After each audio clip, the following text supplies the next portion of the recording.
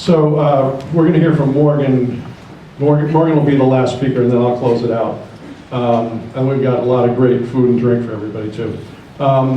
So as soon as Morgan heard, she's a teacher in New York City, she came down immediately, and we couldn't have done this without her. You see the program that you guys have? Morgan did that. You see the friendship card that you have?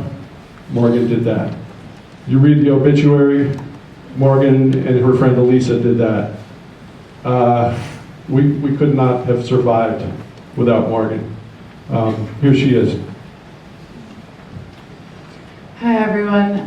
First of all, can we just give it up for my dad?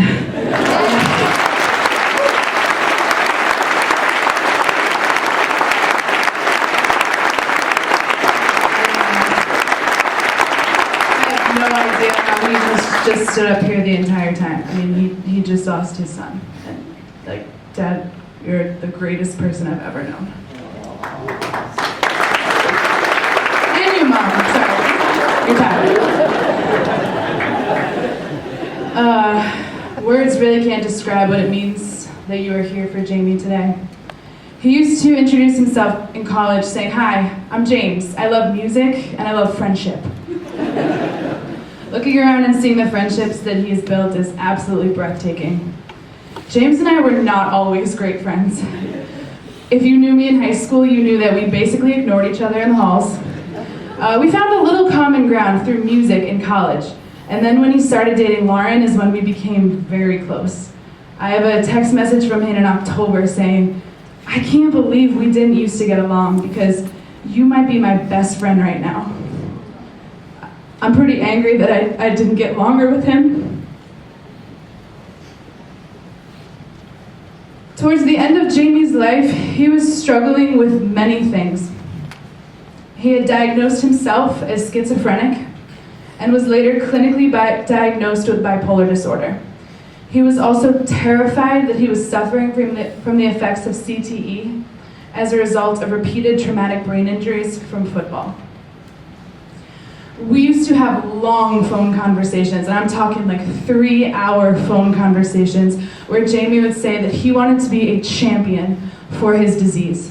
That he wanted to be that friend you had who was open about his struggles, who asked for help and revolutionized the entire conception of mental health. At one point, he called or texted almost every relative in my family explaining what he was going through. He was blunt and he was honest, and it was absolutely beautiful. No filter, all Jamie. He was in pain all day, every day, and at some point he began to self-medicate. And addiction is an illness all on its own, perhaps the worst one of all.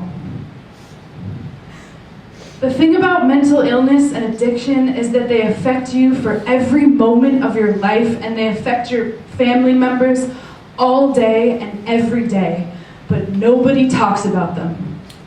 We didn't tell anyone when Jamie couldn't attend my grandmother's funeral because the voices in his head were too loud. We didn't know how to tell people, how to ask for help, where to turn. But death, in its bittersweet way, makes things incredibly clear.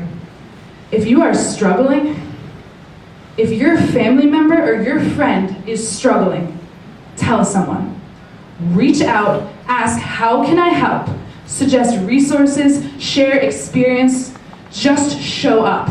If you know someone who is clearly an addict, speak up. Tell their mother, tell their siblings, tell their friends, tell someone. If you hear someone being judgmental towards someone because of their mental health struggles, tell them quite frankly to fuck off. We have to shatter the taboo. We have to shatter the taboo. It's what Jamie would have wanted. It's what my family will spend the rest of our lives fighting for. Because as my brother said so heartbreakingly, a part of us has died today. And we have to do everything in our power to make sure that that doesn't happen again. Love you, James.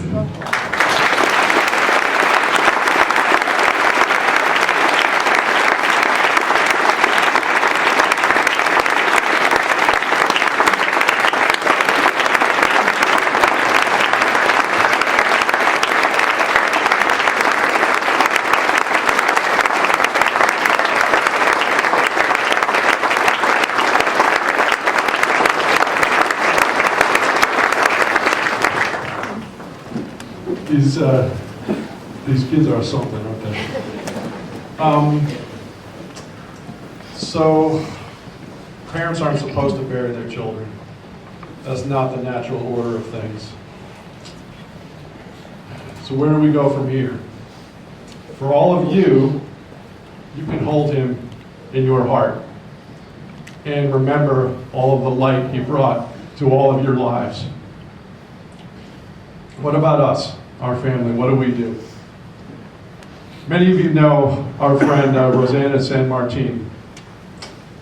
She's been talking to us. Many of you also know that she lost her beautiful daughter Sydney to a brain tumor many years ago. She's been counseling us. She said it's never going to be the same. It's never going to be normal.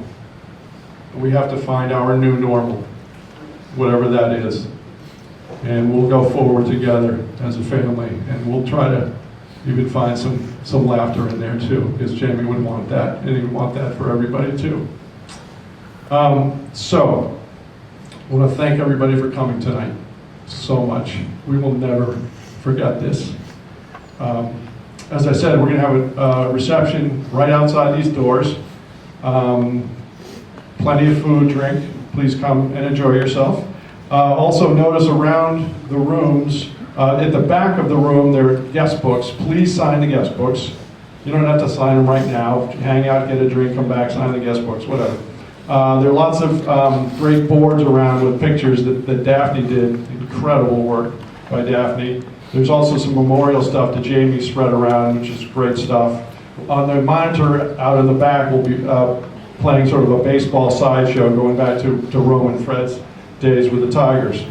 And finally, let me just ask, and why does the family group get up right now, and why don't you all recess out here just to get a head start on everybody, get some food and drink. So let the family group go out and sort of get a little head start there, and then you follow us right out. Rest in peace, Jamie.